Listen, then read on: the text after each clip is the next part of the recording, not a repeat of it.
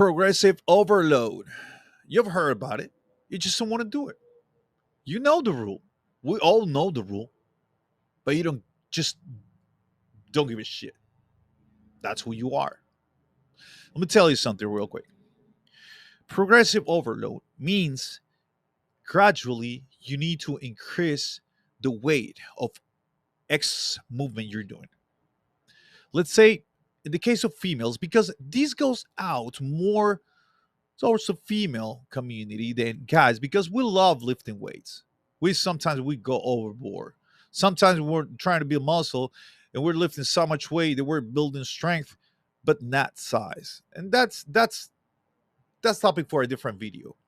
But right now, girls, if you want to grow your legs, you want to grow your glutes, you want to grow your hamstrings, but you don't want to increase the weight on the bar, I'm sorry, you're not gonna get far because your body will adapt.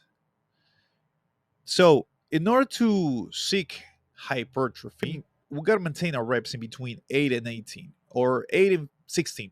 Okay. When I say in between 8 and 15, means it's going to be a pain in the butt to pass 8. You can pass 8, you can get up to 9, 10. If you get up to 15, that's way too light. Go ahead and increase the weight. It needs to be hard. Every time needs to be harder for your muscles. Okay? If for any reason you cannot increase the weight on the bar, then you will increase the tempo, which means you're gonna go slower on the movements, especially the way down when it comes to the squat. That will be the eccentric part of the movement when you go down on the squat. Nice and control. It's got to take you about 4 seconds to get it all the way down to 90 degrees, parallel to the ground. Pause it, hold it. That's an ISO. And then go back up explosively. It should take you per rep about 4 to 5 seconds per rep, which means if it takes you 5 seconds and you do 10 reps, that's about 50 seconds. The rule is that we have to maintain our fiber, that specific muscle, under tension for at least 40 seconds. But a lot of times, we just fucking complete 12 reps in 30 seconds and we call it a good set. Hell no, that's not a good set. Oh, but I'm moving a lot of weight. I don't give a shit. Control. Put on the bar the weight that's going to help you or is going to let you control the movement. This is about control.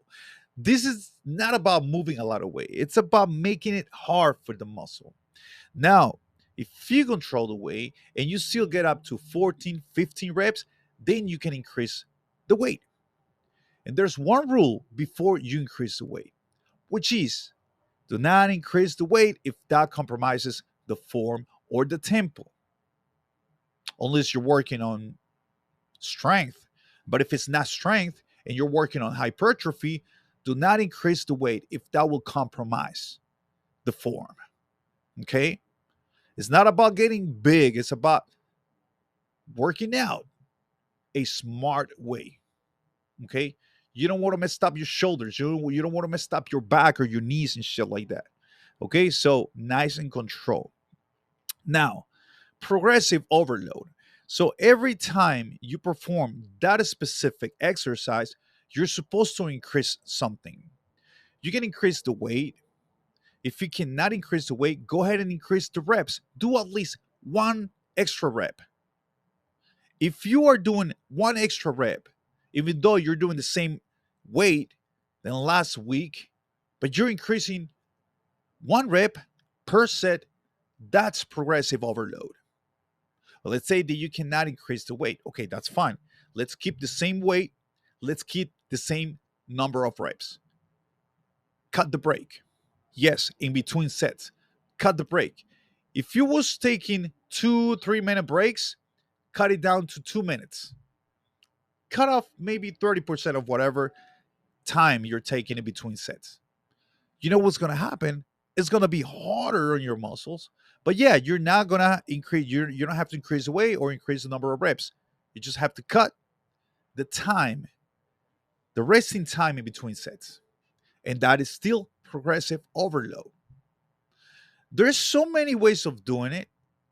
So it's progressive overload is not only increasing the weight because I mean you cannot increase the weight every time you perform an exercise. Can you imagine? I'll be lifting maybe 1,000 pounds by now. So no, you got to work around it. Okay. If it's not the weight, it's the reps. If it's not the reps, if it's not the weights, if it's not the tempo, if it's not the breaks in between sets, go ahead and throw an extra set. Yes. Oh, I cannot increase. I cannot throw an extra set. Okay, fuck, man. Okay, go ahead and do another exercise for the same muscle group. But you have to do something better. Each week, each workout has to be better than the previous one. The second one has to be better than the first one. The third one has to be better than the second one. And the fourth one has to be better than the third one. And then 6 months later, a year later, you compare your workout with the very first workout on the very first day, and you will see the difference. Then you look at yourself in the mirror and you will see the difference. You will notice the difference. Okay. Now, in order to do that, you have to keep track of what you're doing. You have to keep a log. See, guys, you don't fucking get it. You don't get it, man. I mean, we got to keep track of everything. We have to keep track of everything we're doing. That's the only way we will notice if we're moving forward.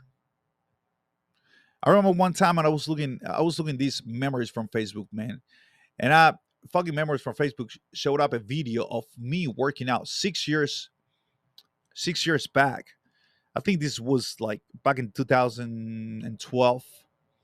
So I was impressed, man. I was like, you gotta be fucking kidding me. 6 years? And I looked at the video and I was doing the same amount.